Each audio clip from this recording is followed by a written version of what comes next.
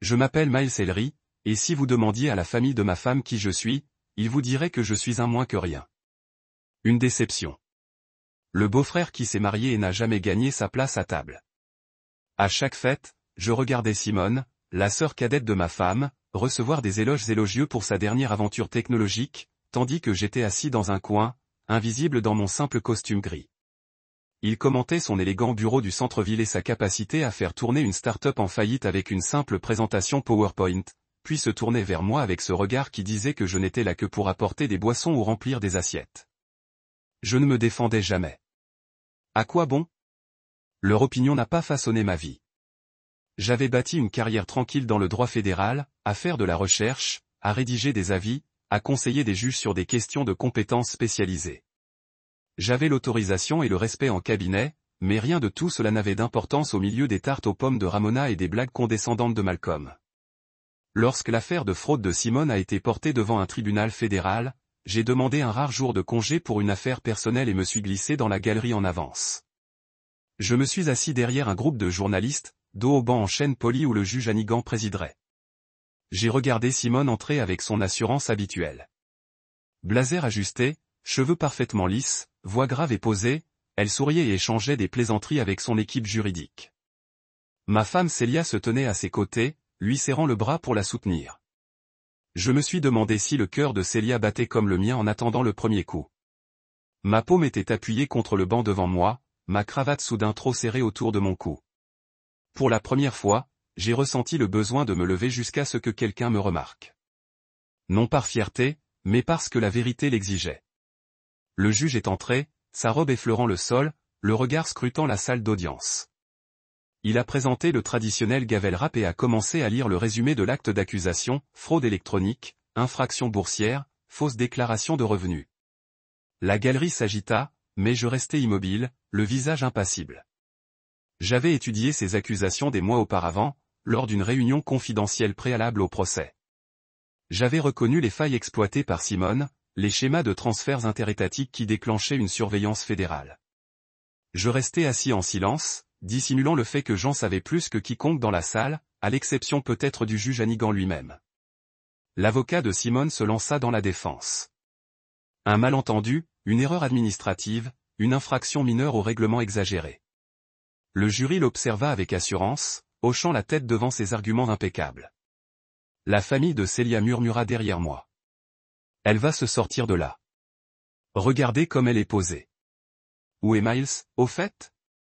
Je sentis leurs yeux parcourir mon costume, remarquant l'absence de plaque nominative ou de référence professionnelle. J'étais le mari sans visage, le maître de conférence en université, celui qui n'osait jamais s'exprimer. Mais aujourd'hui, ce serait différent. Après 2 heures de témoignage, le juge Hannigan ordonna une suspension d'audience en milieu de matinée. Il se leva et sortit dans le couloir, ses notes serrées. Je restai debout lorsqu'il passa devant le tribunal, m'attardant à l'entrée du cabinet. Mon cœur battait si fort que je pensais que tout le monde l'entendrait. Je répétais ce que j'allais dire.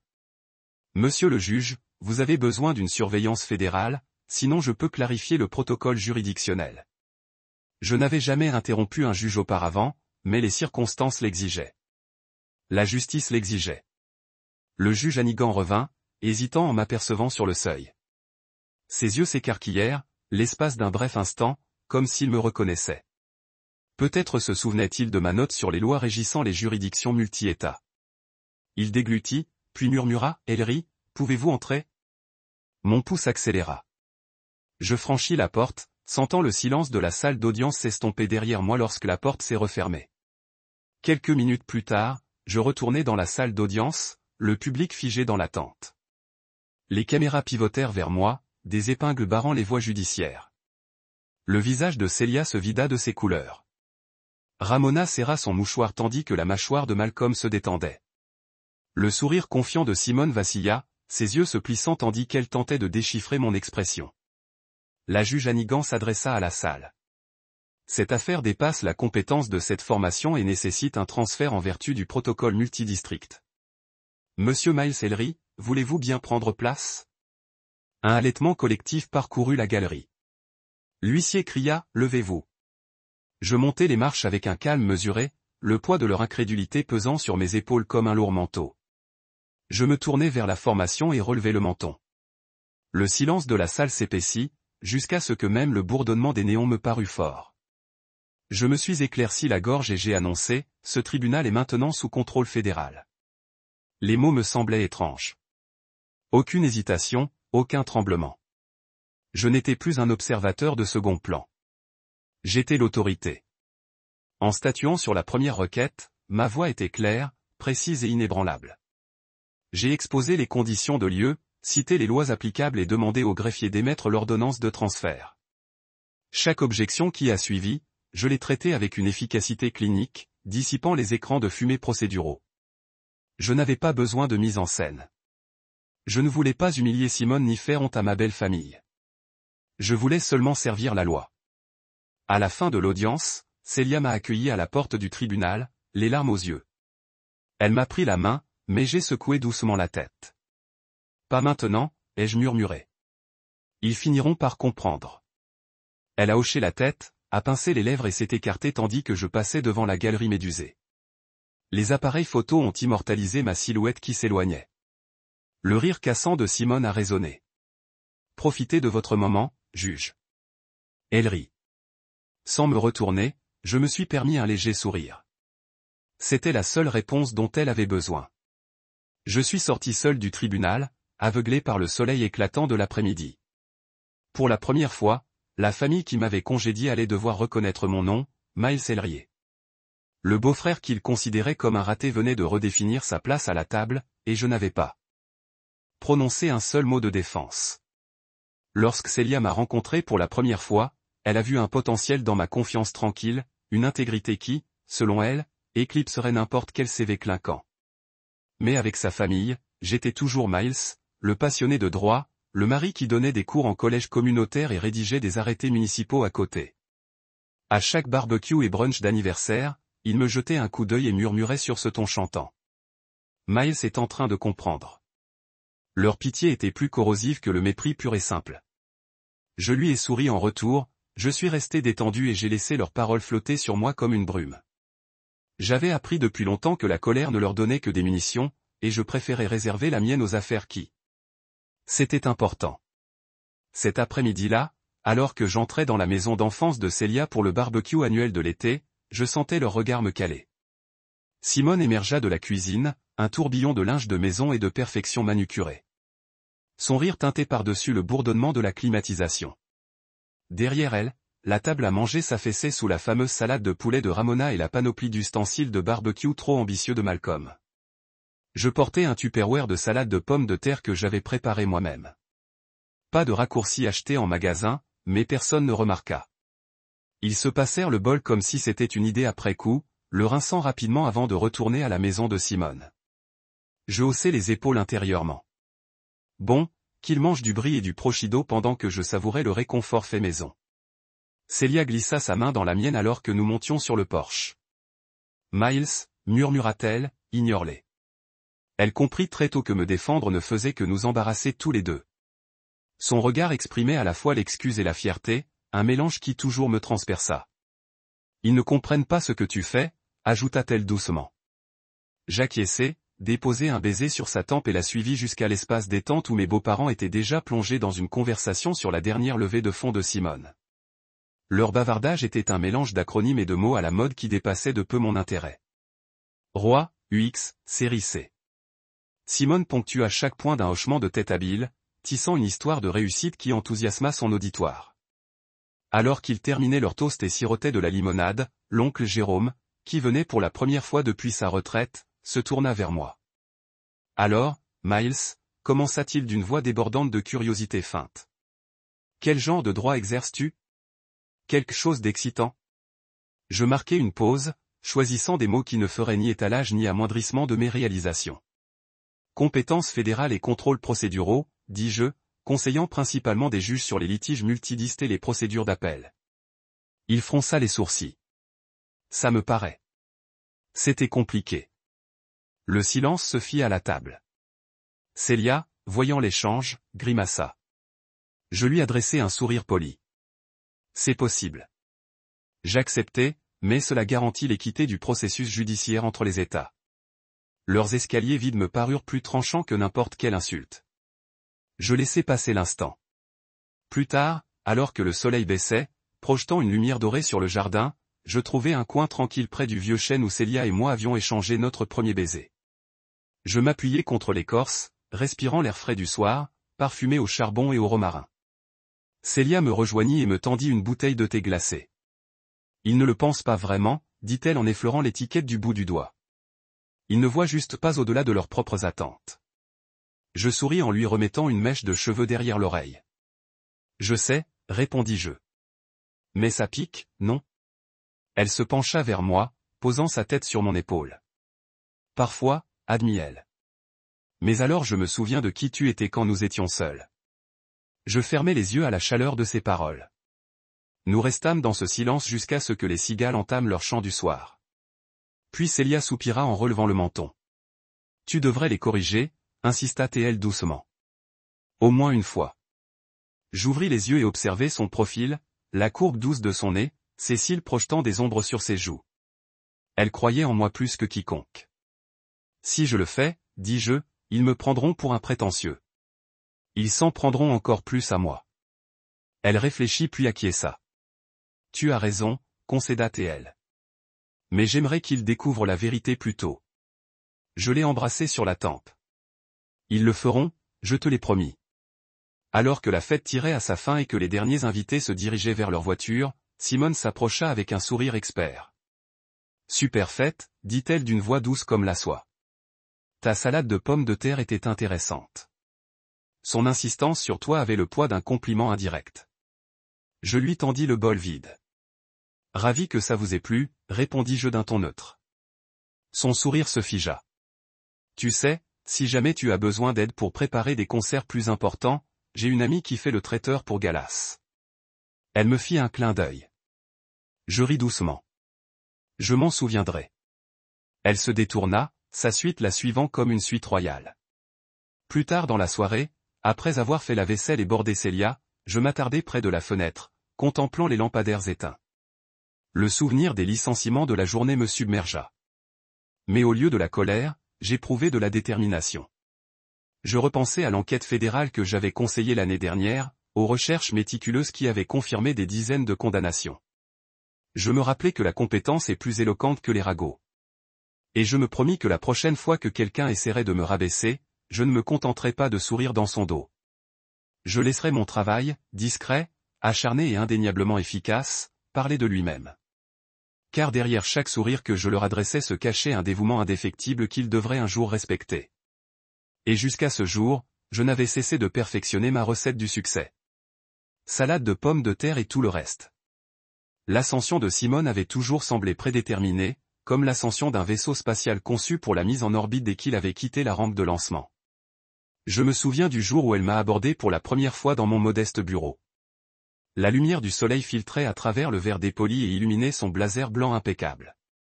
Elle s'est présentée comme étant pour une simple consultation. Une consultation de courtoisie pour jeter un coup d'œil à ses contrats de financement avant de présenter son projet à la société de capital risque qui soutenait sa dernière levée de fonds. Je reconnaissais le langage de ces accords, clauses complexes de partage des revenus, protection de responsabilités transfrontalières, option d'achat d'actions multiterres. Je l'ai écouté patiemment expliquer que son conseil interne n'avait pas la capacité de gérer des clauses aussi détaillées. J'ai hoché la tête et promis de lui renvoyer un projet de loi dans les 48 heures. Ce soir-là, je me suis installé à ma table de cuisine, j'ai ouvert ces fichiers numériques sur mon ordinateur portable et j'ai épluché méthodiquement chaque paragraphe. À minuit, j'avais mis en évidence de nombreuses failles. Une politique de comptabilisation des revenus vagues qui lui permettrait de comptabiliser les contrats futurs comme des revenus courants, une clause d'indemnisation ambiguë qui exposait les investisseurs, et une clause de non-responsabilité juridictionnelle si profondément enfouie qu'elle ne résisterait pas à une lecture attentive. J'ai rédigé des notes marginales concises expliquant chaque risque et proposant une formulation précise pour renforcer les dispositions. J'ai joint les documents révisés à un email et cliqué sur « Envoyer » avant 1 heure. 2 semaines plus tard, Simone célébrait le succès de son pitch de série B, vêtu d'un blazer coûteux qui ternissait mes costumes. Lors de la réunion du conseil d'administration, elle s'est félicitée d'avoir réglé ses problèmes contractuels agaçants. Sa voix portait cette intonation subtile qui suscitait les applaudissements. Depuis le dernier rang, les bras croisés sur la poitrine, j'observais les membres de son conseil se pencher en avant, les yeux brillants d'admiration. Elle leur a dit qu'elle avait elle-même simplifié le cadre juridique. Une affirmation audacieuse qui lui a valu des hochements de tête et des murmures d'approbation. Ma poitrine s'est serrée, non pas de jalousie, mais de la douleur de mon propre travail non reconnu. Quand j'ai parlé à Célia plus tard ce soir-là, elle a haussé les épaules comme si elle s'y attendait. Nous étions assis à notre petite table, les restes à moitié entamés refroidissant sous du papier aluminium, et je lui ai expliqué comment j'avais stérilisé chaque provision. Je m'attendais à de la surprise, peut-être de la gratitude. Au lieu de cela, elle a suivi la condensation sur son verre de vin et a dit « Simone est sous pression. Laissez-la prendre celle-ci. » Sa voix était dépourvue de malice, seulement du désir de protéger l'ego fragile de sa sœur. Je voulais lui faire valoir que la vérité et la crédibilité comptaient, que l'honnêteté était le pilier de la confiance dans toute relation, professionnelle ou personnelle. Mais je savais que cela sonnerait amer. J'ai hoché la tête, ravalé mes mots et laissé son pardon apaiser ma frustration. Les jours suivants, j'ai vu d'autres signes de fissure sous le vernis doré de Simone. Lors des dîners de famille, elle portait la fatigue comme un accessoire mal ajusté. Son discours, autrefois fluide, prenait parfois des tournures chargées de sens. Le cash flow devenait cash flow. La conformité se transformait en conformité. Je l'ai entendu répondre rapidement aux questions du conseil par écrit, comme si elle répétait chaque réponse sans jamais vraiment en comprendre le principe. Son sourire éclatant, celui qui illuminait les pièces, vacillait lorsqu'elle pensait que personne ne la regardait. Dans ces moments d'intimité, seul dans son bureau élégant, une simple lampe allumée, je percevais sa panique. Un après-midi, Célia et moi sommes passés devant le bureau de Simone en centre-ville, de retour d'un week-end. Je l'ai vue s'avancer à grands pas jusqu'au bord du balcon, le téléphone collé à l'oreille, les épaules tendues, tandis qu'elle parlait à quelqu'un dont je n'entendais pas la voix. Simone s'appuyait contre la balustrade, les lèvres pincées, comme si elle exprimait une certaine peur plutôt qu'un sentiment de triomphe. Elle a levé les yeux, nous a vu la regarder et a forcé son sourire confiant caractéristique avant de reprendre sa conversation. Célia suivit mon regard et murmura « Elle ne va pas bien ». Ma main trouva la sienne et je la serrai doucement. « Elle s'en sortira », dis-je, sachant combien ces mots sonnaient creux. Ce soir-là, devant un plat à emporter dans notre salon, j'hésitais à lui envoyer un mot. Un mot doux, pour lui proposer son aide si elle avait besoin d'un deuxième avis juridique. Mon doigt plana sur le clavier, l'adresse email de Simone Ellery, avec en objet « Au plaisir de vous aider ». Une partie de moi craignait qu'elle ne me rejette à nouveau, un autre fantôme dans sa galerie de miroirs. L'autre partie craignait que si je ne parlais pas, les raccourcis que j'avais corrigés ne détruisent un jour son empire. J'ai fermé l'ordinateur et repoussé cette pensée. Je me suis dit que ce n'était pas à moi de souligner ses erreurs. Mais, éveillé cette nuit-là, le bourdonnement de la ville par la fenêtre. J'ai réalisé que le silence est parfois synonyme de complicité. J'ai repensé au serment fédéral que j'avais prêté, à l'engagement de privilégier la vérité aux apparences. Simone ? J'ai emprunté mon expertise sans la reconnaître, mais je ne laisserai jamais son stratagème mettre en péril l'intégrité de son entreprise ou les intérêts de ses investisseurs. Le lendemain matin, j'ai rédigé un bref résumé des principaux risques juridiques, soigneusement formulé pour éviter toute accusation, mais suffisamment clair pour susciter la réflexion. Je l'ai adressé à Célia avec un mot. Je tiens à Simone, et sa réussite doit reposer sur des bases solides. Lorsque Célia lui a montré le résumé, la réaction de sa sœur est passée de la surprise à un soulagement. Elle a avalé sa salive, a lu la liste 2 fois, puis a regardé Célia avec une sincère gratitude. « Merci », a-t-elle murmuré. « Je te dois beaucoup. » J'ai regardé par la porte, les bras croisés, Simone prendre son téléphone pour appeler son équipe juridique. Pour la première fois, elle a admis avoir besoin d'aide. Et à cet instant, j'ai compris que la vraie force ne réside pas dans le fait de s'attribuer le mérite, mais dans le fait de demander conseil lorsque la fierté fait défaut. J'ai souri intérieurement, sachant que j'avais fait ce qu'il fallait, poser les bases de sa réussite, même si mon nom ne figurerait jamais sur la plaque de son bureau. Mur. Lorsque l'acte d'accusation fédérale a été prononcé, fraude électronique, fausse déclaration de violation des lois sur les valeurs mobilières, je n'ai pas été choqué. J'attendais ce moment depuis que j'avais reconstitué les incohérences dans les documents de financement de Simone. Ce qui m'a surpris, c'est que le procès aurait lieu ici même, dans notre district, dans la même salle d'audience où j'étais. Autrefois assis tranquillement à la tribune. J'ai réalisé avec un étrange mélange d'appréhension et de détermination que je devrais affronter ma belle famille en public, non pas en observateur silencieux, mais en personne comprenant chaque nuance des accusations. L'annonce de la date du procès est arrivée par une alerte email sur mon téléphone professionnel. Simone Ellery contre États-Unis. Le procès commencera le 22 juillet 2025, tribunal fédéral de district, division 2. Je fixais l'écran, le texte blanc se fondant dans la lueur bleutée du soir. Célia rôdait dans l'embrasure de la porte de notre bureau, l'inquiétude dans le regard. C'est dans 2 semaines, a-t-elle dit. Voulez-vous que je parle à votre patron de la couverture? J'ai secoué la tête. Je prends congé, répondis-je doucement. Elle se mordit la lèvre, craignant que je dépasse les bornes, mais j'avais décidé que j'étais là. Les jours suivants, je naviguais à travers les méandres de la procédure pour obtenir mon congé. Mes collègues échangèrent des haussements de sourcils lorsque j'évoquais la raison. Indécis entre me féliciter et compatir, je les laissais s'interroger. De retour chez moi, je me préparais en relisant le dossier. Pièce à conviction, transcription de déposition, verrouillage des virements, ma connaissance du dossier m'apaisait. J'écrivis dans mon agenda de poche, questions qui pourraient m'être posées, jurisprudence, directive de détermination de la peine. En fermant mon ordinateur portable la veille du procès, j'éprouvais un étrange frisson d'impatience plutôt que d'appréhension. Le matin du 22 juillet, je choisis un costume gris qui correspondait à mon tempérament. Sobre, précis. Ma cravate était en soie anthracite, mes chaussures fraîchement cirées. Je partis tôt, évitant le long trajet habituel de Simone en centre-ville en empruntant un chemin tranquille qui longeait le cimetière d'Oakwood. Des chênes moussus. À l'approche du palais de justice, ces colonnes néoclassiques se dressaient telles des sentinelles silencieuses. La file d'attente pour la sécurité était plus longue que d'habitude, les journalistes scrutant déjà les marches, leurs appareils photo sur trépied. Je me suis glissé derrière un groupe de retardataires, scrutant la foule à la recherche de visages familiers. J'ai repéré Célia près de l'entrée nord-ouest, son alliance en diamant accrochant la lumière du soleil.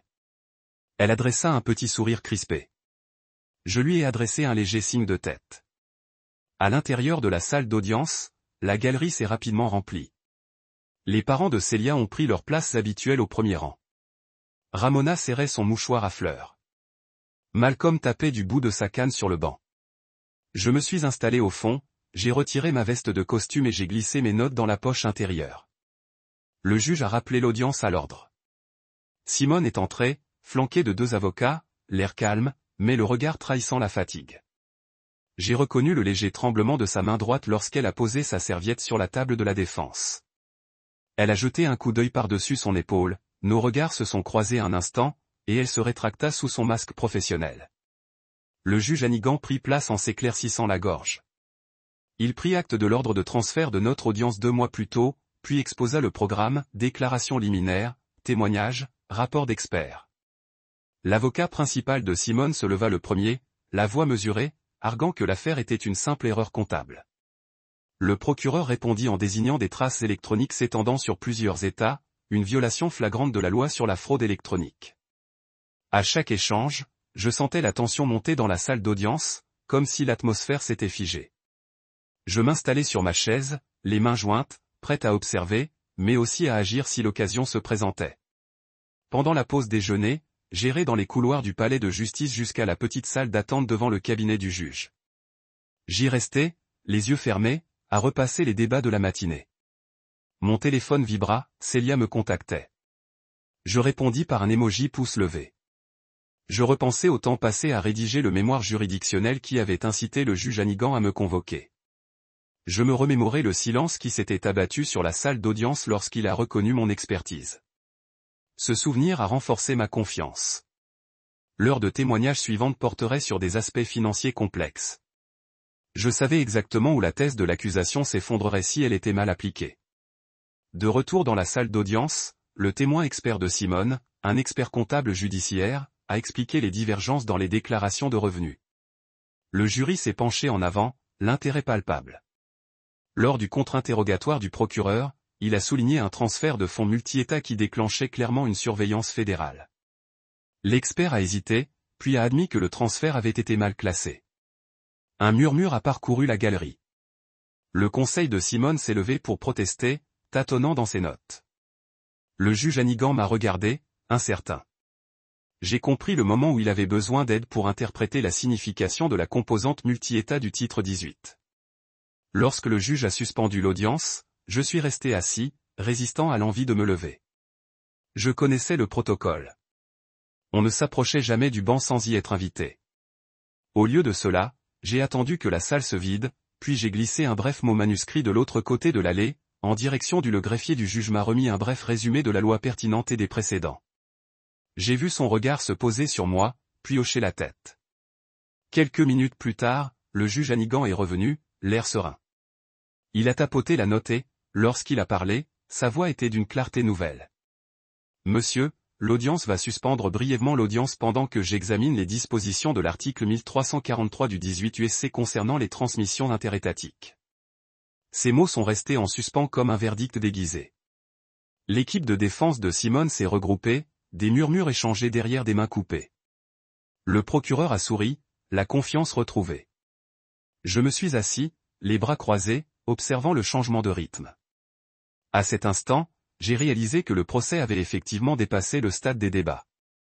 C'était devenu un exercice d'application précise de la loi, le créneau exact que j'occupais chaque jour. À la reprise des audiences, le juge Hannigan a statué que le chef d'accusation de fraude électronique remplissait les conditions requises pour les transmissions interétatiques et a rejeté la requête en irrecevabilité de Simone. La salle d'audience a éclaté de stupeur. Célia a haleté doucement. Les yeux de Ramona se remplirent de larmes. Simone pinça les lèvres, son expression exprimant une résolution irrésistible. Je restai immobile, laissant les vagues de réactions déferler sur la salle d'audience. Alors que la journée touchait à sa fin et que le juge tombait, je me levai et récupérai ma veste. Les membres de la famille de Simone me fixaient avec un mélange d'admiration et d'incrédulité. Célia s'approcha, des larmes perlant au coin de ses yeux. « Tu l'as fait » murmura-t-elle. Je lui remis les cheveux derrière l'oreille. J'ai juste fait ce que la loi exigeait. Elle hocha la tête en s'essuyant la joue. En sortant, les flashs des appareils photo et les journalistes murmurèrent dans les micros, « Qui est Miles Ellery ?» Je ne donnai aucune interview. Je m'avançai dans la lumière de l'après-midi, le poids de leurs escaliers derrière moi, et marchai vers l'avenir que j'avais toujours su mériter. Je les entendis murmurer mon nom dans la galerie bien avant que le juge ne déclare la suspension d'audience. C'est juste le beau-frère de Simone. Il enseigne dans un collège communautaire, ou quelque chose comme ça. Leurs paroles me dépassèrent comme des mosses. Poussière, insignifiante en soi, mais réunies, elles créaient une vague de dérision qui menaçait de m'emporter. Je me suis enfoncé plus profondément dans mon fauteuil, les paumes contre le tissu frais de mon costume. Leur ignorance était à la fois familière et exaspérante. Ils imaginaient le pire, car ils ne savaient rien. Ils ne voyaient pas les heures que j'avais passées à étudier les lois, ni le respect que j'avais gagné à huis clos. Ils n'auraient pas pu imaginer cela. Derrière mon attitude calme, je me tenais prête à défendre les lois mêmes que leur enfant chéri avait transgressées jusqu'à leur point de rupture. De l'autre côté de la salle, l'équipe juridique de Simone échangeait des regards amusés. Son avocat principal, un homme rusé du nom de Carter, souriait comme s'il avait déjà gagné. Il murmura à son jeune associé, « C'est juste son mari. » Aucune autorité réelle ici. J'ai ressenti ces mots comme une gifle, j'ai entendu le défi tacite, prouvez-leur qu'ils ont tort. J'ai fermé les yeux un instant et je me suis souvenu des briefings confidentiels préalables au procès où le juge Hannigan, ignorant alors que l'épouse d'un collègue était assise dans la galerie, m'avait discrètement demandé mes notes de compétence.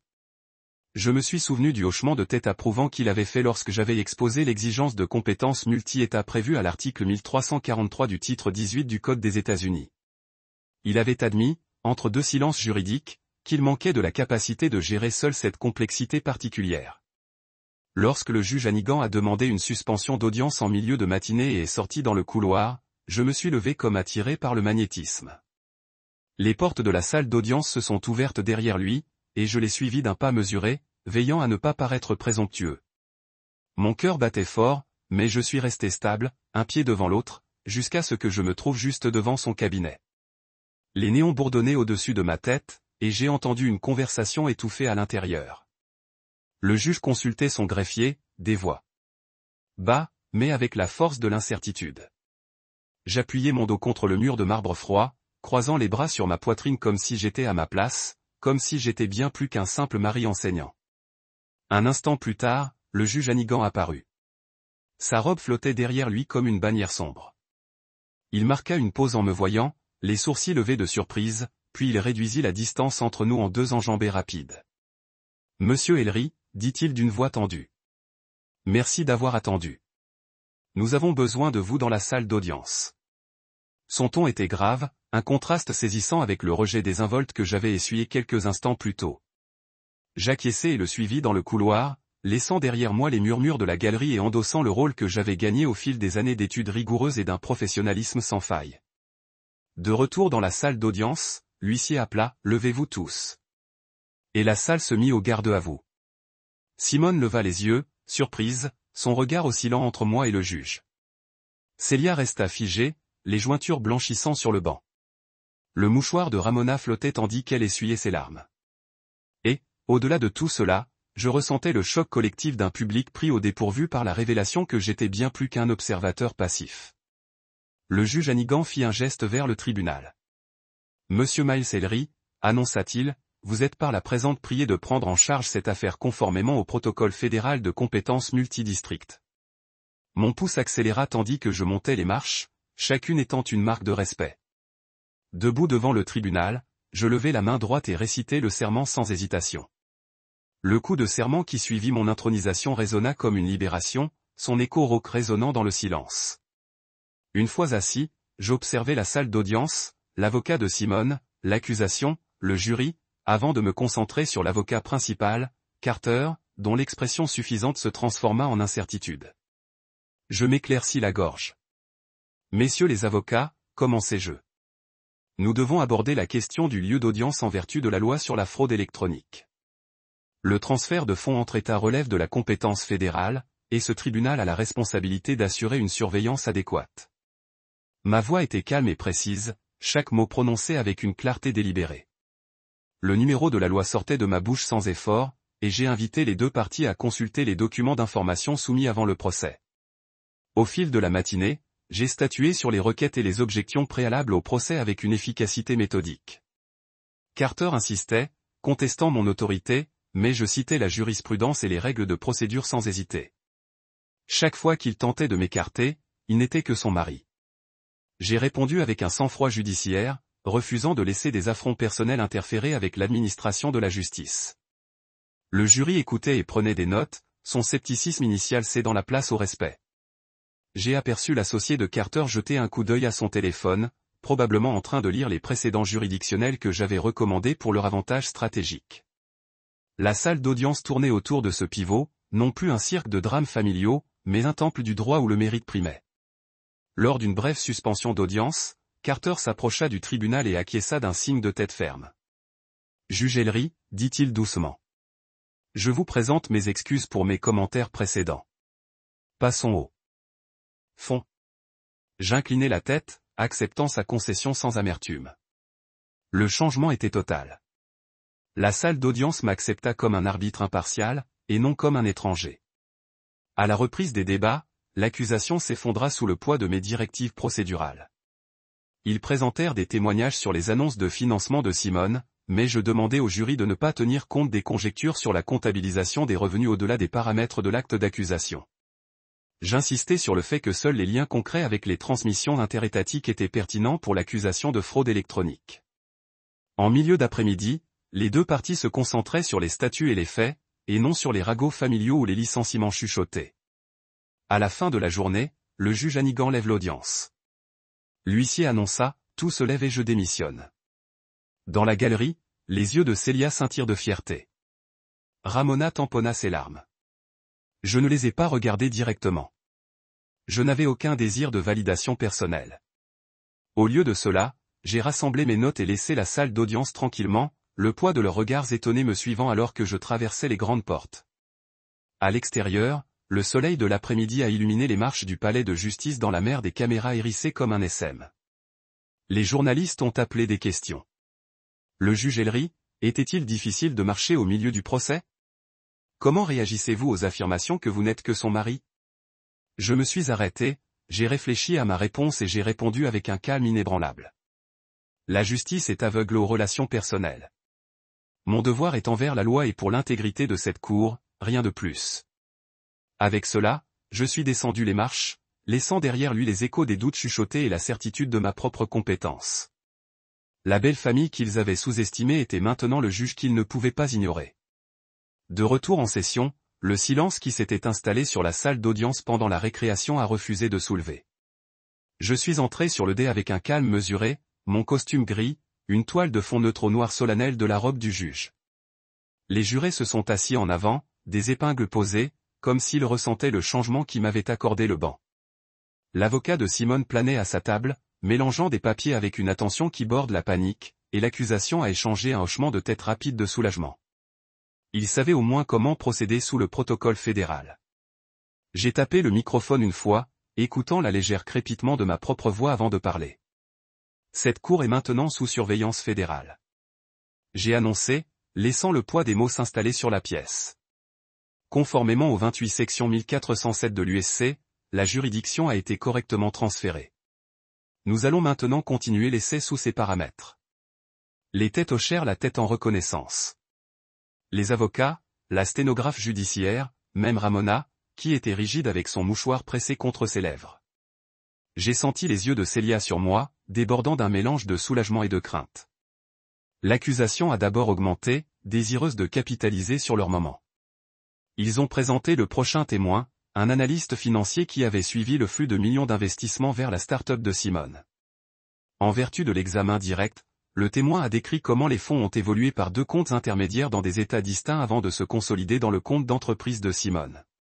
Le témoignage de l'analyste a été méticuleux, promenant le jury étape par étape à travers les journaux de transfert de fil et les entrées horodatrices. J'ai observé de près, notant chaque point de collage potentiel dans le contre-interrogatoire de la défense. Lorsque le conseil de Simone a commencé sa croix, ses questions se sont effondrées. Est-il possible que ces transferts aient été des réallocations internes confondues avec des transactions externes? Demanda-t-il, une voix lancée avec une confiance brutale. L'analyste a hésité, puis a admis qu'une seule entrée aurait pu être mal étiquetée si des champs de mémo appropriés étaient omis. Les murmures ont traversé la galerie. Les yeux de Simone s'écarquillèrent. Même son visage de poker a vacillé. J'ai attendu que le conseil se soit assis, puis prononcé, le conseiller, le tribunal ne tiendra pas compte des arguments spéculatifs concernant les entrées mal étiquetées. La preuve montre hors de tout doute raisonnable que les transferts sont originaires de l'État A, passés par les comptes de l'État B et conclus dans l'État C. Cela satisfait l'élément interétatique de la fraude par fil dans le cadre de la section 1343 de l'USC. Mes paroles étaient des points d'ancrage calmes et définitifs dans une mer de confusion. Carter ouvrit la bouche, susceptible de s'opposer, mais s'arrêta quand il a vu la robe du juge derrière moi. Il s'est assis, vaincu. Ensuite, je me suis tourné vers la défense de Simone. Elle se leva, composa, mais clairement drainée et adressée directement au jury. J'ai fait des erreurs, a-t-elle commencé, la voix stable, mais douce. J'ai mal compris certaines exigences légales et j'accepte la responsabilité de la confusion qu'elle a causée, mais je n'ai jamais eu l'intention de frauder les investisseurs. Je pensais vraiment que les projections de revenus étaient exactes. Ces aveux étaient suspendus dans les airs, une admission fragile qui a cherché à pitié, mais n'a pas fait pour influencer le poids des preuves. J'ai permis à ces mots de résonner avant de continuer. Le jury le notera comme déclaration délai, ai-je indiqué, mais je dois évaluer l'intention basée sur la totalité des preuves, des documents, des communications électroniques et des témoignages, et non sur les déclarations personnelles. La galerie se déplaça, la mère de Célia tamponna ses larmes, et la canne de Malcolm s'appuyait de façon irrégulière contre le sol. Simone a avalé, et je pensais que j'avais aperçu le regret brillant dans ses yeux. Au cours de l'heure suivante, j'ai statué sur des requêtes procédurales avec une précision d'acier. Un différend sur la preuve concernant une chaîne de diffusion a été résolu avec une citation concise de la règle de preuve fédérale 9001 sur l'authentification. Une question tangentielle sur les enquêtes simultanées de l'État a été rejetée en vertu de la règle 403 comme indûment préjudicielle. Avec chaque décision, l'atmosphère de la salle d'audience s'est cristallisée dans un but singulier, découvrant des faits dans les limites de la loi, sans liens familiaux ou chuchotés. Alors que la lumière de l'après-midi se déplaçait à travers les grandes fenêtres, jetant des rectangles d'or pâle sur le bois dur, j'ai appelé à ouvrir des déclarations sur des Preuve de réfutation. L'accusation a introduit une exposition finale, une série de mémos internes dans l'écriture de Simone, demandant à son équipe d'ajuster les prévisions de revenus à la hausse avant les rapports trimestriels. Le jury s'est penché. C'était le clinteur. Le conseil de Simone s'est opposé, mais je me suis rejeté pour des motifs de pertinence et de valeur probitative. Les mémos sont restés. En fin d'après-midi, le jury avait entendu tous les arguments. Je les ai instruites sur leur délibération, examiné les éléments de preuve, appliqué la loi et rendez-vous un verdict sans biais. Les membres du jury, ai-je conclu, votre devoir est de peser les faits contre les lois. Retournez un verdict qui reflète l'état de droit. Je m'arrêtai, laissant la gravité de mon accusation s'enfoncer. Le tribunal est ajourné jusqu'à ce que les délibérations commencent. Le rap du gave résonna et j'ai regardé le dossier du jury, leur tête s'inclinait en concentration. La galerie s'est vidée rapidement. Célia s'est approchée de moi, son visage pâle mais fier. « Tu étais incroyable » murmura-t-elle. J'ai placé une main doucement sur son bras. « J'ai fait ce que tout juge ferait » dis-je, même si je ressentais le poids de mes propres mots. La transformation de l'outre-avant en arbitre, du luminaire silencieux à la présence commandante. Simone s'attarda derrière, sa posture s'est effondrée. Elle a rencontré mon regard et a offert un signe de tête, une reconnaissance de mon autorité que je n'aurais pas pu exiger, gagner. J'ai donné un signe de tête de rideau en retour avant de retourner sur le banc pour effectuer des tâches administratives. Le papier s'est mélangé, le greffier a tapé les entrées finales et la salle d'audience s'est installée dans une efficacité silencieuse. Lorsque le juge Hannigan est revenu, je lui ai remis mes notes et mes observations. Il a offert un sourire fatigué mais respectueux. « Merci, juge Ellery » a-t-il dit, la voix adoucie par une véritable gratitude. « Votre expertise a été inestimable. » J'ai incliné ma tête. « Heureux d'aider » répondis-je, supprimant toute satisfaction personnelle. Il ne s'agissait pas de distinction.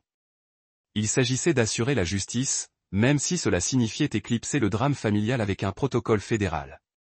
Alors que je rassemblais ma robe et que je descendais pour la dernière fois ce jour-là, les lumières du couloir étaient plus chaudes, moins stériles. Je suis sorti dans le hall du palais de justice où les journalistes attendaient, les cahiers prêts. Je m'arrêtai sous la grande arc et jetai un coup d'œil au banc la dernière fois, sentant une vague d'humilité.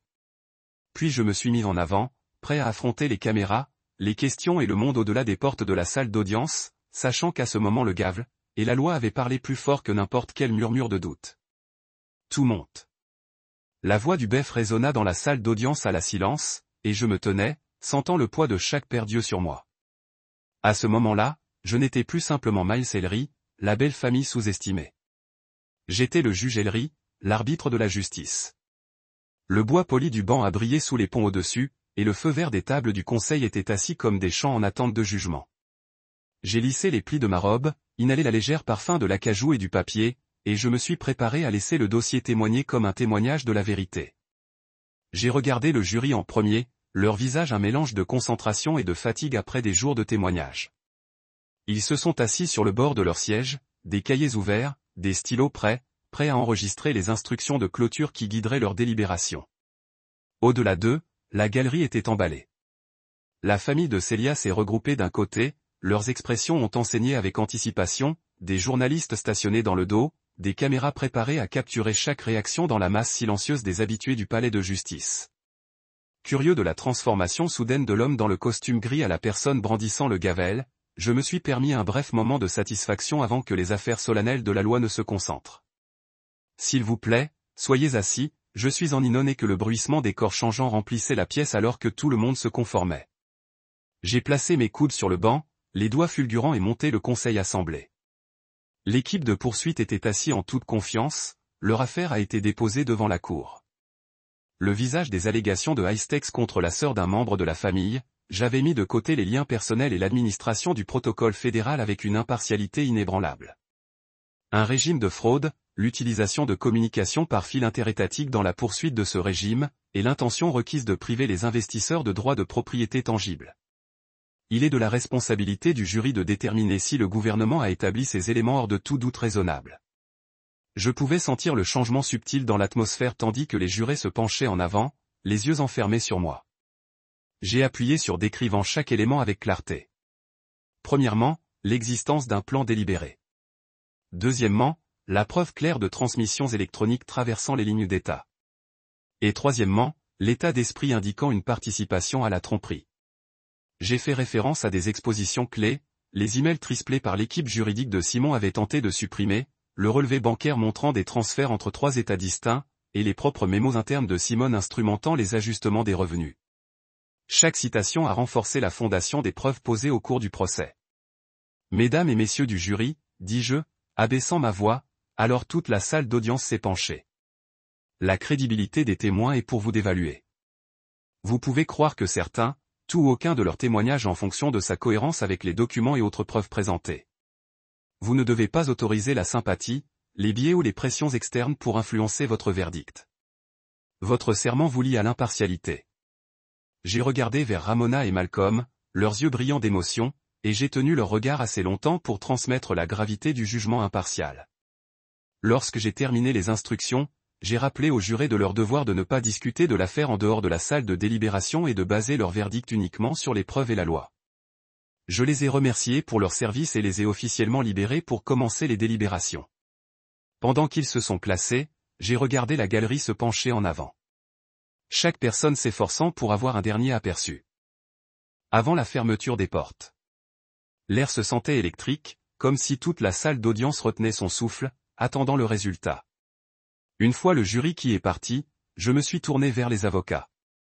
Counsel, dis-je, veuillez vous conférer au greffier concernant toute procédure post-verdict. Mon ton était courtois mais sans ambiguïté. Le dossier officiel aurait désormais priorité sur les griefs personnels. J'ai vu l'équipe de défense de Simon échanger des hochements de tête solennels. Ils ont compris que le processus qu'ils avaient traité autrefois comme un sport contradictoire était devenu un exigeant exercer une injustice. Ce soir-là, après que les portes se soient verrouillées et que les couloirs se sont vidés, je suis resté derrière pour revoir la transcription de la journée. Ma robe pendait soigneusement sur le crochet près du banc alors que je m'asseyais à un bureau latéral. Les lumières de la salle d'audience ont été atténuées à une lueur douce. J'ai réfléchi à la transformation. L'homme qui avait une fois collecté des remarques désobligeantes comme des trophées était maintenant la voix de la loi. J'ai pensé à chaque instant, les insultes chuchotées, la salle de conférence légère où Simon a revendiqué mon travail, le silence dans la salle d'audience lorsque le juge Hannigan m'a demandé de le rejoindre dans Chambers. Tout avait conduit à ce point pivot. Le dossier, robuste et inlassable, était sur le fond des preuves et de la procédure. Tard dans la nuit, je suis sorti du palais de justice sous un ciel épinglé avec des étoiles. La façade en briques se profile derrière moi, un témoin silencieux des événements de la journée. J'ai repéré Célia attendant par les marches, sa silhouette douce dans la lampe de lampe. Elle s'approcha, enroulant ses bras autour de ma taille. « Tu l'as fait » murmura-t-elle, voix tremblant. Je l'ai tenu fermement. « Nous l'avons fait » corrigeai-je doucement. « La loi l'a fait. » Ses larmes sont tombées sur ma robe alors qu'elle enfouissait son visage dans ma poitrine. J'ai caressé ses cheveux, sentant la montée et la chute régulière de son souffle. Alors que nous nous dirigeons vers notre voiture, les journalistes ont appelé à distance, leurs microphones se sont étendus comme des doigts curieux. Je n'ai offert aucun commentaire. La victoire de ce soir était la nôtre seule, au-delà de l'éblouissement des caméras et des gros titres imprimés. Dans le calme de la nuit, je me suis autorisé un petit sourire privé, sans ressentiment, enraciné à la place dans la satisfaction de voir la justice correctement servie. Le record était inébranlable, et dans cette résilience, j'ai trouvé le mien. Pendant la récréation de l'après-midi au milieu de l'après-midi, je m'attardais à l'extérieur des portes de la salle d'audience, les épaules au carré, regardant le soleil couler long, des ombres solennelles sur le sol en marbre. L'air se sentait chargé comme si chaque conversation chuchotée et bruissement de papier à l'intérieur s'était infiltré dans les murs mêmes. Lorsque le BEF nous a rappelés à nos sièges, j'ai levé et j'ai suivi les autres avocats et le personnel du tribunal dans la galerie. La table de défense de Simon était maintenant regroupée, ses avocats se conférant dans des tons bas pendant qu'elle était assise à dos raide, son regard fixé sur le banc. Je me suis installé dans mon siège réservé près de l'avant, observant à partir d'un point de vue que j'avais autrefois occupé uniquement comme spectateur. À peine le juge avait-il pris place que Simone Rose, déterminée et approchait le bar. Célia a regardé la posture de sa sœur avec inquiétude, et je me suis légèrement incliné la tête, indiquant qu'elle devrait rester calme. Les yeux de Simone ont rencontré le mien pour un moment éphémère, une reconnaissance tacite que notre relation avait déplacée irrévocablement. Elle a inhalé et parlé, sa voix stable. Votre honneur, je souhaite aborder une question de fait concernant le témoignage d'experts présenté plus tôt ce matin. La salle d'audience a étouffé, des épingles sur les cahiers et le juge a accordé son congé pour continuer. Simone se tourna pour faire face au jury, levant son menton. Je n'avais pas l'intention que mes actions nuisent à qui que ce soit, a-t-elle commencé, la voix résonnante. Je cherchais uniquement à développer mon entreprise pour obtenir un financement nécessaire à l'innovation et à la création d'emplois. Les revenus, les ajustements que j'ai autorisés étaient basés sur les assurances verbales de mon cabinet comptable. Assurances qui se sont avérées infondées. J'accepte la responsabilité de ces décisions et je regrette leur impact sur nos investisseurs. Ces paroles étaient sérieuses, mais je pouvais voir le glissement sous son plaquage professionnel, un carquois dans son ton qui trahissait de véritables remords. Quand elle a repris son siège, je me levai, approchant du banc pour rendre une décision procédurale sur sa demande pour admettre des preuves d'atténuation supplémentaires. La déclaration de mademoiselle Hellé sera admise dans le but d'évaluer l'intention, ai-je annoncé, laissant mon regard balayer la salle d'audience. Cependant, l'admissibilité n'équivaut pas à l'exculpation. Le jury doit toujours déterminer si ses croyances étaient objectivement raisonnables en vertu de la loi au moment de l'infraction présumée.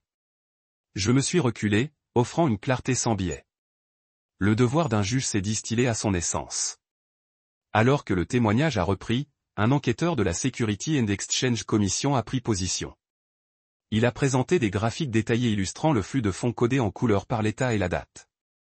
Le jury s'est penché en avant, les yeux suivant les lignes et les flèches qui sillonnaient les écrans postérisés. Le conseil de Simone s'est opposé à la complexité des diapositives, faisant valoir qu'il pourrait confondre le jury. J'ai remplacé, notant leur valeur probitative et la nécessité pour les jurés de comprendre la nature interétatique des transactions. L'accusation a hoché la tête, reconnaissant à quel point cette aide visuelle serait cruciale pour maintenir les frais de fraude par fil. Pendant le contre-interrogatoire, l'avocat de Simone a tenté de cadrer les transferts en tant que pratique commerciale de routine, citant des normes communes de l'industrie pour le financement aller-retour. L'enquêteur a concédé que des transactions similaires se produisaient ailleurs, mais ont insisté sur le fait que le modèle spécifique dans le cas de Simone est tombé en dehors de ces normes. J'ai regardé l'expression de Simone Shift, son sang-froid initial tenta maintenant d'anxiété alors qu'elle réalisait le poids des preuves contre elle. Célia s'effondra sur son siège, la main pressée contre sa bouche. Je n'ai ressenti aucun triomphe, seulement un respect solennel pour le processus impartial qui se déroule devant moi. Plus tard, alors que la lumière de l'après-midi baissait et que la salle d'audience rougissait de teinte dorée, j'ai appelé une brève récréation. Je me suis retiré dans mes chambres où le couloir était silencieux à l'exception du bourdonnement doux du système de ventilation. J'ai ouvert la lourde porte et j'ai trouvé le juge Hannigan assis derrière son bureau, versant des notes de cas. Il leva les yeux, fatigué mais alerte, et a hoché la tête avec approbation alors que je lui remettais les instructions du jury proposées pour évaluer les preuves d'intention et de commerce interétatique. Merci, Miles, dit-il doucement. Votre précision nous maintient sur la bonne voie. J'ai incliné ma tête, conscient que la gravité de notre tâche a transcendé les enjeux personnels. À notre retour, le juge a livré ses instructions finales au jury, mettant l'accent sur les éléments de la loi sur la fraude par fil et la charge de la preuve reposant sur l'accusation. Les jurés ont griffonné avec diligence, leur visage se déroule en concentration. Simone était assis immobile, comme si le verdict pour le verdict qui se profilera. La température dans la pièce était suspendue, l'air épais d'anticipation. Une fois que le jury s'est retiré pour délibérer, la galerie s'est rapidement vidée. Célia m'a approché dans l'antipièce, des larmes débordant. Elle a atteint mon main, son pouce caressant mes jointures. Miles, chuchota-t-elle, la voix tremblant. Merci de lui avoir donné une bonne chance. Je lui ai serré la main, offrant du réconfort. La justice exige une équité, j'ai répondu doucement. Cela exige également l'honnêteté. Elle hocha la tête, acceptant le solde entre la responsabilité et la compassion. Au fil des heures, le couloir à l'extérieur de la salle d'audience est devenu un mélange de conversations étouffées et de talons claquants. Les journalistes se sont blottis près des portes, leurs caméras prêtes. Je me tenais sur le côté, les bras pliés, maintenant mon sang-froid judiciaire. Un clip de nouvelles joué sur un moniteur à proximité. Procès de fraude Simone Ellery. Le jury délibéré sur les frais de fil multi-État. Le titre a traversé le ticker, encadrant son sort en termes binaires Stark. Je me suis permis un moment de réflexion. La femme au cœur de cette affaire était ma belle-sœur, lié à moi par l'amour et le mariage, mais lié également par l'état de droit qui m'a accordé l'autorité ici. Enfin, le jury déposé, fait face à des faces inscables. Le Balef a rappelé le tribunal à commander, et nous avons repris nos lieux. J'ai regardé chaque juré tour à tour, en veillant à ce qu'ils comprenaient que leur verdict doit refléter les preuves seules. Avez-vous atteint un verdict? J'ai demandé. Les 4 personnes se levèrent, la main tremblant légèrement et annonça, nous avons, votre honneur. Mon cœur s'est resserré avec le poids de leur décision collective. Lorsque la lecture du verdict s'est terminée, coupable de tous les chefs, la salle d'audience a expiré une seule entité. Les épaules de Simone se sont effondrées, a halté Célia. J'ai reconnu la livraison des 4 personnes avec un signe de tête solennel. Votre service, ai-je dit, et j'ai rejeté le jury. Alors qu'il déposait, les caméras ont flashé, capturant chaque instant.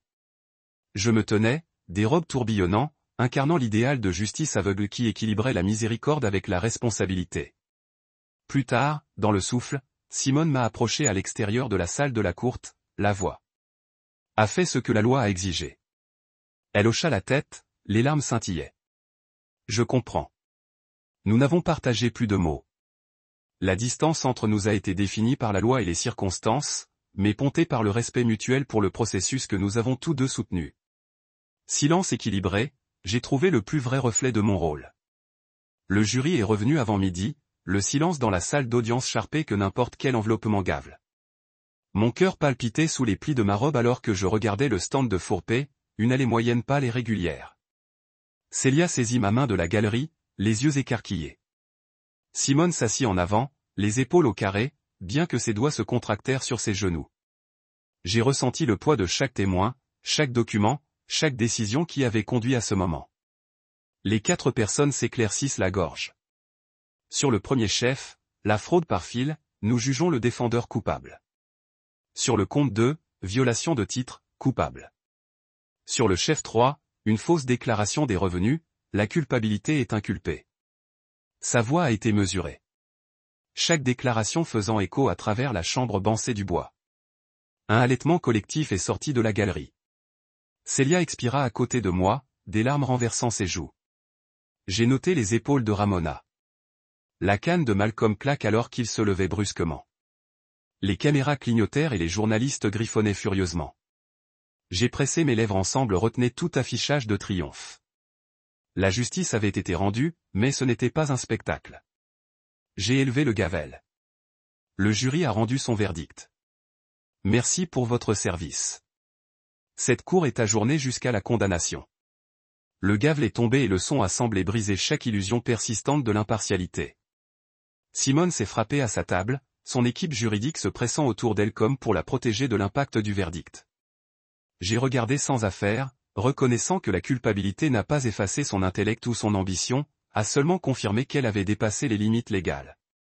Célia se tenait, son visage un portrait de loyauté conflictuelle, fière de l'intégrité du processus, tristesse pour la chute de sa sœur.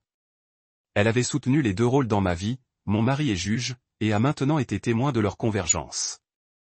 Après que la salle d'audience s'est vidée, je m'attardai sur le banc, rassemblant mes notes. L'avocat principal de Simone s'est approché, offrant un signe de tête respectueux. Merci, votre honneur, dit-il tranquillement. Pour votre impartialité et votre professionnalisme. J'ai incliné mon tête. J'ai accompli mon devoir, j'ai répondu. Ses yeux passa vers Simone avant de retourner dans le mien, et j'ai vu un intérêt de gratitude tempéré par le regret. À l'extérieur, dans la lumière en sourdine du couloir, Célia m'a trouvé. Elle se rapprocha, la voix tremblante. Miles, ça va? Je me tournai vers elle, lissant le devant de ma robe. Je suis, dis-je, même si ma poitrine était lourde. Ce n'était jamais personnel. Elle tendit la main, brossant les cheveux errants de mon front. Je sais, elle a chuchoté, mais ça a tout changé. Je lui ai pris la main. Cela a changé le dossier, j'ai corrigé. Et c'est ce qui compte. Plus tard, alors que nous traversions les portes du palais de justice, les journalistes ont grimpé pour des déclarations. J'ai maintenu la tête haute, n'offrant que. Je n'ai aucun commentaire au-delà de la conclusion du tribunal. Leur microphone se balançait dans ma direction. C'était la première fois que quiconque me demandait un devis, mais je refusais de fournir des piqûres sonores. La loi a parlé le plus fort ce jour-là. Je ne rivaliserai pas avec son écho. En marchant vers notre voiture, j'ai réfléchi sur le chemin qui a conduit ici, les coups silencieux lors de rassemblements de famille, les remerciements négligés de mon expertise, le moment dans les chambres lorsque le juge Hannigan a reconnu mon autorité. Chaque diapositive avait construit une résolution en moi, trempée comme de l'acier par patience et étude. Le verdict d'aujourd'hui n'était pas la victoire sur Simone, mais sur chaque hypothèse qui me sous-estime pourrait entraîner l'injustice. Célia a glissé son bras à travers le mien, la tête reposant contre mon épaule. « Rentrez à la maison, murmura-t-elle. Laissons ça derrière, ai-je hoché la tête, sentant le poids du banc soulevant de mes épaules. À la maison, acceptai-je. Le palais de justice s'est retiré derrière nous, ses portes se rapprochant d'un chapitre de calcul et de révélation. Avant gisait une vie plus silencieuse, où mon nom porterait un nouveau respect. Non pas parce que je l'ai cherché, mais parce que le gave m'avait accordé sa voix. Le matin après le verdict, les titres ont proclamé, le juge fédéral a révélé que le milieu du procès était le beau-frère de l'accusé. Comme Célia et moi avons passé au-delà du palais de justice, les mains touchées dans l'espace silencieux entre le pare-brise et le tableau de bord. Elle me regarda, la mâchoire se serra et j'ai offert un petit signe de tête rassurant. Le monde avait changé sa perception de Miles Ellery du jour au lendemain. Mais à l'intérieur de la voiture, c'était juste de nous tous les deux à retourner dans une vie que nous avions toujours connue. Ce n'est que maintenant avec le poids du banc soulevé de mes épaules. À la maison, j'ai placé ma robe sur son crochet dans l'étude et ouvert les stores pour laisser entrer la douce lumière estivale. La pièce sentait de vieux livres et de café frais, un contraste réconfortant avec l'odeur stérile du bois de la salle d'audience et de la moquette. Célia nous a versé des tasses et s'est assise en face de moi à la petite table du petit déjeuner, les yeux brillants de larmes non disséminées. « Ça va ?» demanda-t-elle, traçant le bord de sa tasse. J'ai pris une gorgée, goûtant l'amertume familière et j'ai souri. Je n'ai jamais été plus moi-même, ai-je répondu. Nous avons parlé de choses banales, de nos horaires, de mes courses, du rendez-vous du vétérinaire du chien, permettant à la normale de nous fonder. Pourtant, sous la surface, nous avons tous deux porté l'écho du procès de la semaine dernière. Je lui ai expliqué comment le processus m'avait rappelé pourquoi je suis entré en première loi en premier lieu. Pour porter la justice de manière impartiale, quel que soit le lien personnel. Elle atteignit la table et serra ma main.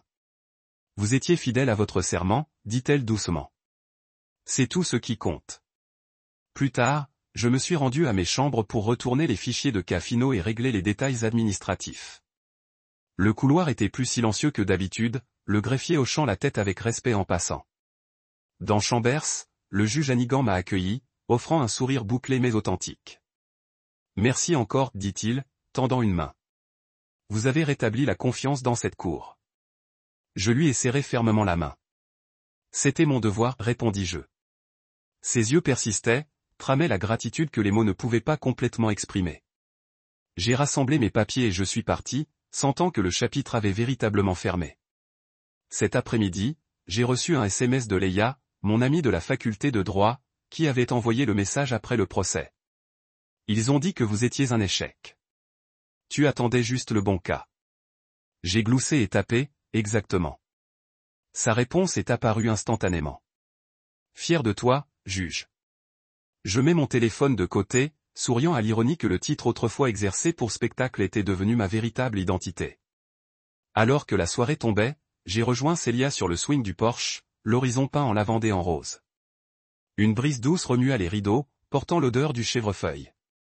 Nous nous sommes assis côte à côte, laissant le bruit du monde reculer. Pensez-vous qu'ils nous pardonneront jamais, chuchota-t-elle. J'ai considéré la question, sachant que certaines blessures guérissent lentement, voire pas du tout. Le pardon n'est pas toujours nécessaire, dis-je. La reconnaissance de la vérité est suffisante. Elle hocha la tête, se penchant la tête contre mon épaule. Dans le calme qui a suivi, j'ai réfléchi à ce qui s'était passé. 10 chapitres dans notre saga familiale. Je pensais à des insultes chuchotées au dîner de vacances à ce moment-là. Adoucine et respect. Accueil, au milieu des murs familiers et la chaleur de notre lien, nous avons poursuivi, pas en tant que juge et conjoint d'un juge, mais en tant que deux personnes liées par l'amour, l'intégrité et la promesse tacite que la vérité nous guiderait toujours chez nous.